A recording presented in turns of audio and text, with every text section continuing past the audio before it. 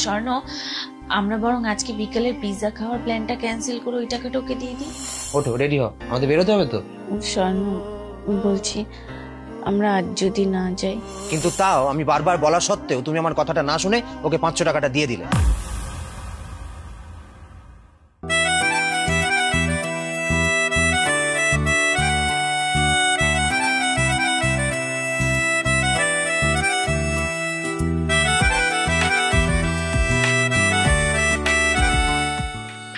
Good morning baby. Good morning.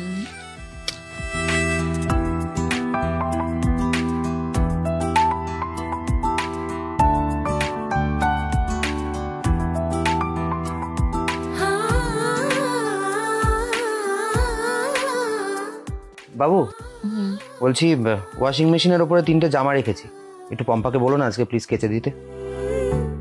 এই কটা দিন না একটু জামা কাপড় কম নোংরা করবে, কেমন? কেন? পম্পা কিছুদিনের জন্য ওর গ্রামের বাড়ি যাচ্ছে, মানে ও দিদির বাড়ি। আমাকে বললো বেশ কিছুদিন ধরেই ওখানে যায় না, তাই আমি আর নাও করলাম। কবে যাচ্ছে? আজ বিকালেই যাচ্ছে। আচ্ছা। ও, আজ আমাদের বিকেলবেলা পিৎজা খেতে যাওয়ার প্ল্যান আছে, মনে আছে তো? হ্যাঁ মনে আছে। বলছি শোনো না। বলো। পম্পা তো অনেকদিন পর গ্রামে যাচ্ছে, ওর হাতে 500 টাকা দিয়ে দেবো? না, একেবারেই না। কেন দেবে তুমি ওকে টাকা? এই তো কিছুদিন আগে নিউ ইয়ারের সময় ওকে আমি 1000 টাকা এক্সট্রা দিলাম। সব সময় এক্সট্রা টাকা দেওয়া। পূজা সব বাদ দাও, আর এই মাসে এমনিতেই আমার একটু চাপাচাপি আছে। শোনো, 500 টাকাই তো বললাম তো, না মানে না, দেবে না, ব্যাস। স্বর্ণ, আমরা বরং আজকে বিকেলের পিৎজা খাওয়ার প্ল্যানটা ক্যান্সেল করে ওই টাকাটা ওকে দিয়ে দিই। পূজা ছাড়ো না প্লিজ, সকাল সকাল কি সব আলোচনা করছো? শোনো, আমি একটা কাজে বাজারে যাচ্ছি, চট করে ফিরে আসছি, তুমি রেডি হয়ে থাকো, আমি ফিরলেই বেরোবো।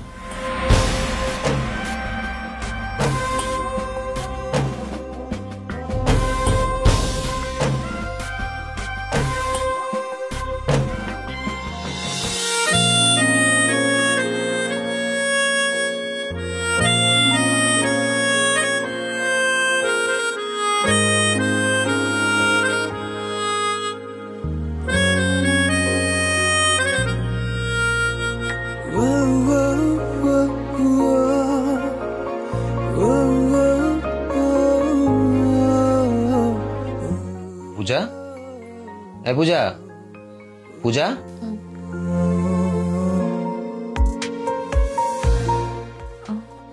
ঘুমোচ্ছ? উঠবে না? ওঠো, রেডি হও।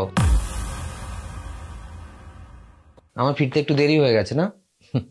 ওঠো, রেডি হও, আমাদের বেরোতে হবে তো। স্বর্ণ, বলছি আমরা আজ যদি না যাই। আসলে আমার না প্রচন্ড মাথাটা যন্ত্রণা করছে, আমরা অন্য আরেকদিন খেতে চাই। ইটস ওকে, ঘুমাও। Thank you.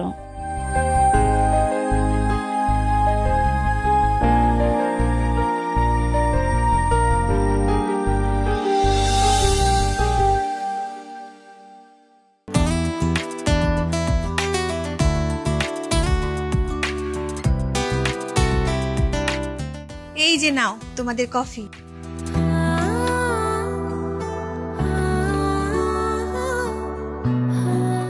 তারপর পম্পা, দিদির বাড়ি কেমন কাটলো? খুব ভালো কাটিয়েছি দাদা। আর ওই বৌদি যাওয়ার সময় যে 500 টাকাটা দিয়েছিল, সেটা আমার খুব কাজে লেগেছে। তোমরা কফি খাও।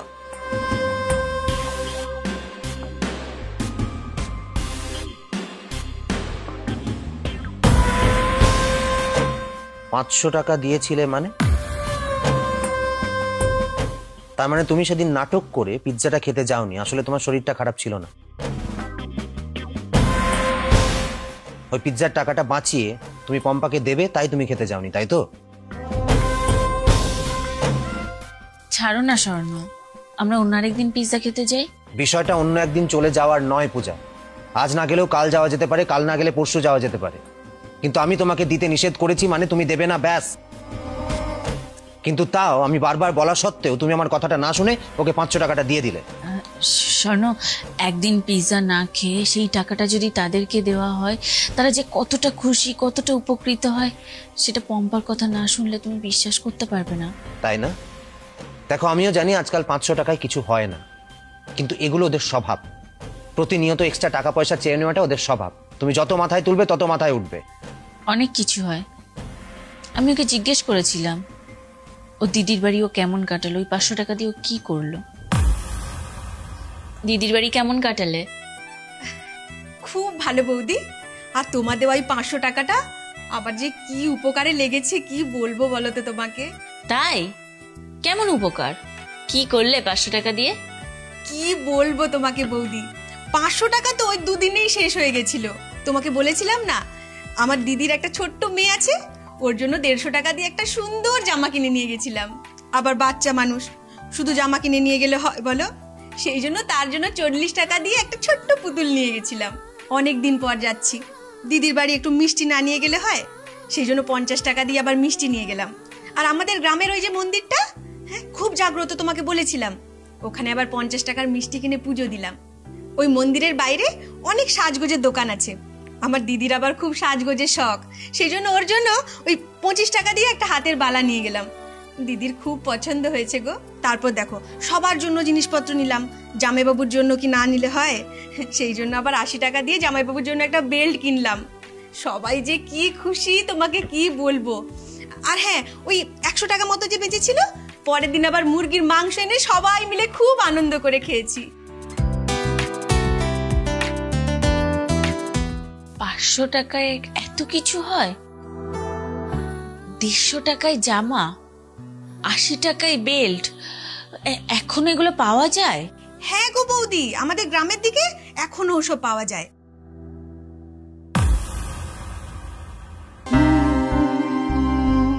500 টাকায় এত কিছু হয়? আমি বিশ্বাসই করতে পারছি না যে যে দাম দিয়ে আমরা একটা পিৎজা খাই সেই টাকাটার দাম কত। আমরা যেটাকে ওইটুকু টাকা ভাবি সেটা কত মানুষের খুশি। আমার মাথায় এখনো পিৎজার ওই 8টা স্লাইসই ঘুরছে। এরকম কত 500 টাকা আমরা প্রতিনিয়ত এদিক ওদিক বাজে খরচা করি, অথচ ওই 500 টাকাটাই প্রতিনিয়ত কত মানুষের জীবনে খুশি নিয়ে আসে। কত মানুষ 1 টাকা 2 টাকার জন্য প্রতিনিয়ত লড়াই করছে, আর যাদের কাছে এত গাদা গাদা টাকা, তারা টাকার মূল্যটাই বোঝে না। ভগবানের কি অসম বন্টন না! এক শ্রেণীর মানুষের কাছে এত জিনিস, এত টাকা পয়সা, অথচ তার কোনো মূল্য নেই।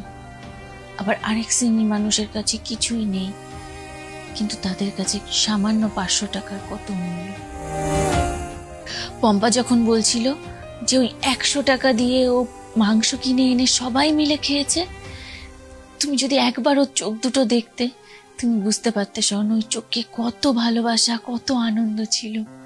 এতদিন আমি পিৎজার একটা সাইডই দেখেছি, আজ দেখলাম আদার sides of the pizza.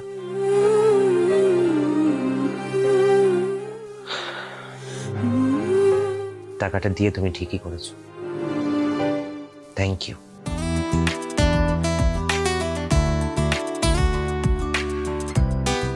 Cheers. Cheers.